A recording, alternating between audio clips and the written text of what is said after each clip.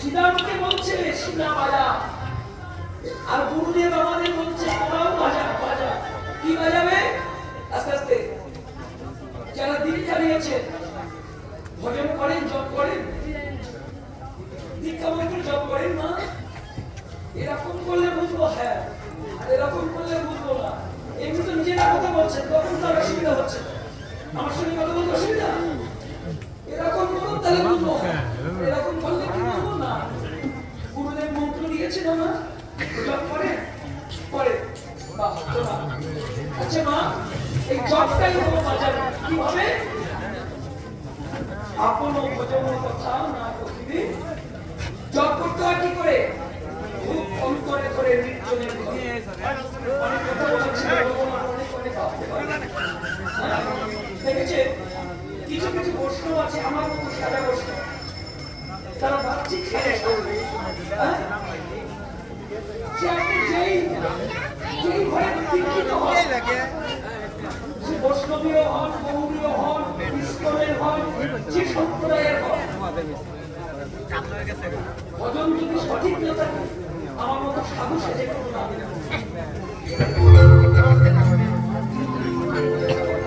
কথা বলছি না, কথা বলছি না, আপনারা সাধন করে গুরু দীক্ষা নেওয়ার পরে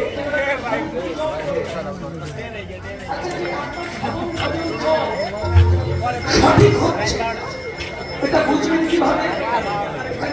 সবাই হাত তুলেছেন যে আমরা দীক্ষা নিয়েছি, ভজন করেন, জপ করেন, এটা যে সঠিক হচ্ছে আপনার ভজন সাধন সঠিক নিয়মে চলছে।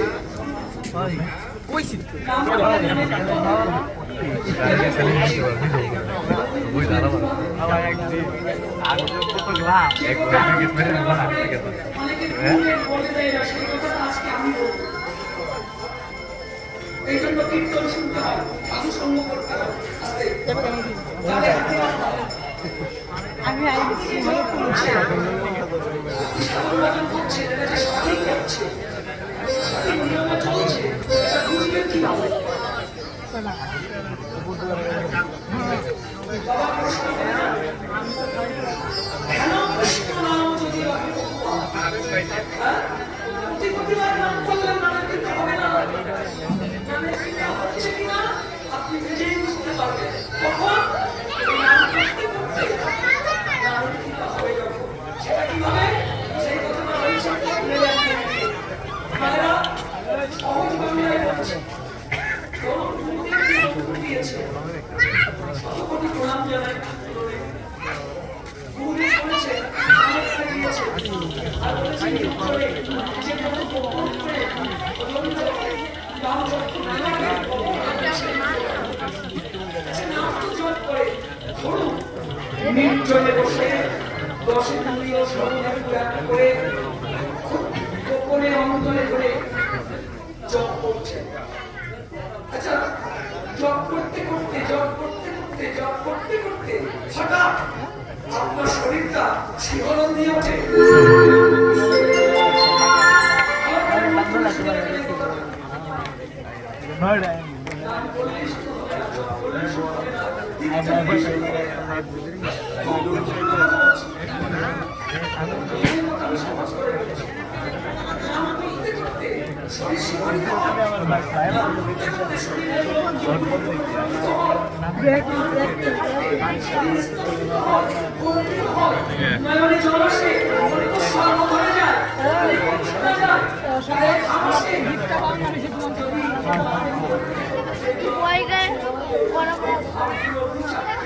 আপনার শরীরে এসে যান, জানবেন আপনার মতো ভক্তবান ভক্তবতী জগতে আর কেউ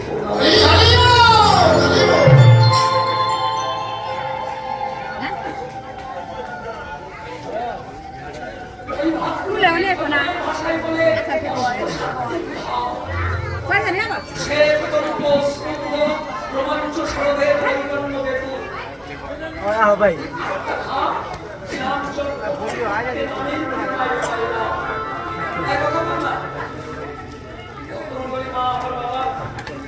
আপনার চরণে প্রণাম রেখে ক্ষমা চাইছি। আপনাদের চরণে আমি সন্তান, আমার অনুকূল কথা বলছি। আপনারা জানবেন যেদিন নাম করতে করতে শরীর রোমাঞ্চিত হবে, পুলকিত হবে, কণ্ঠস্বর রোধ হয়ে যাবে, নাম করতে করতে গায়ে ঘাম আসবে, চোখে জল আসবে, শ্রবণ তার বন্ধ হয়ে যাবে, সেদিন জানবেন যে নামের অভিনন্দী শক্তি কৃপা আপনার পরিবর্ষিত হচ্ছে।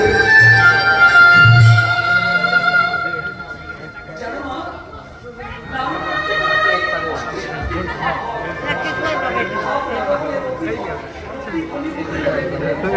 লাগবে ছয়টি মহাভারত ভজনকারীজি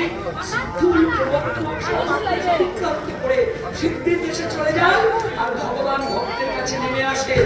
ভক্ত ওঠে আর ভগবান নামে সিদ্ধির দেশে ভক্ত ভগবানে মহামিলন হয়ে যায়।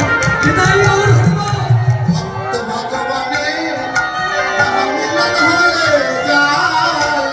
ভক্তের সাধনা আর ভগবানের করুণা, ভক্ত ভগবানের মহামিলন হয়ে যায়।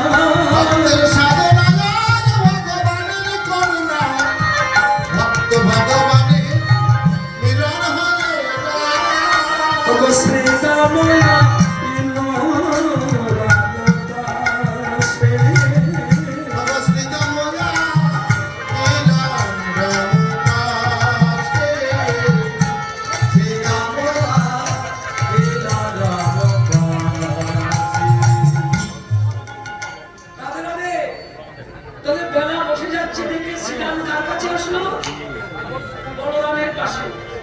কানের কাছে কেন গেল না? কানের কাছে গেলে তো বেণু বাজারে ধর্মবৃত্ত, কানের কাছে গেল না কেন জানো না? আপনারাই তো বলেন গুরু রেখে যে গোবিন্দ ভজে সেজন্য কোথায় যায়? গুরু ছাড়া কি গোবিন্দ পাওয়া যায়? আপনারাই তো বলেন গুরু রেখে যে গোবিন্দ ভজে সেজন্য নরকে। এই বলরাম হলো গুরুতত্ত্ব।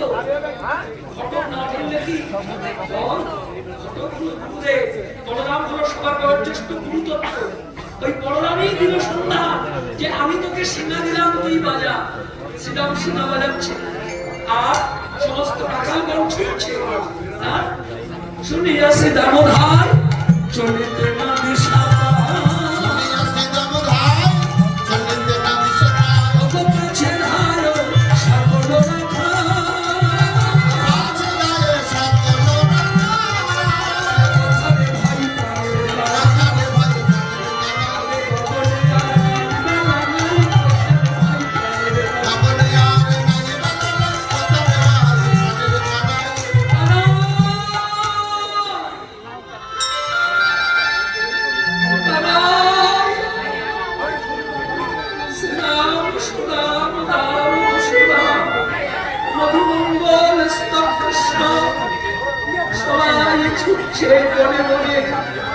আর চিৎকার করে ডাকছে কানাই কানাই বলে। ওখানে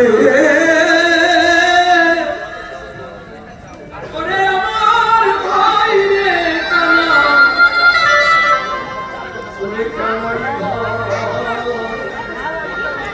ওই দেখে গগনে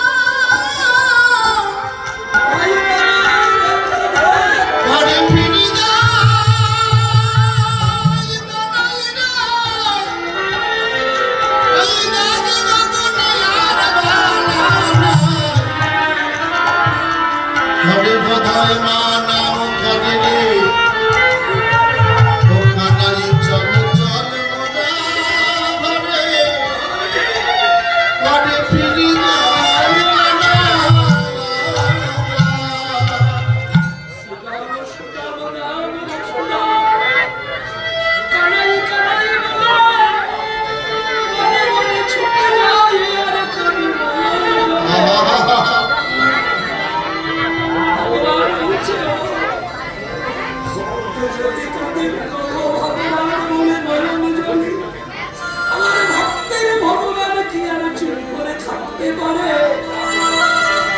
ভগবান বলছে সীতা সীতা আমি যে ভগবান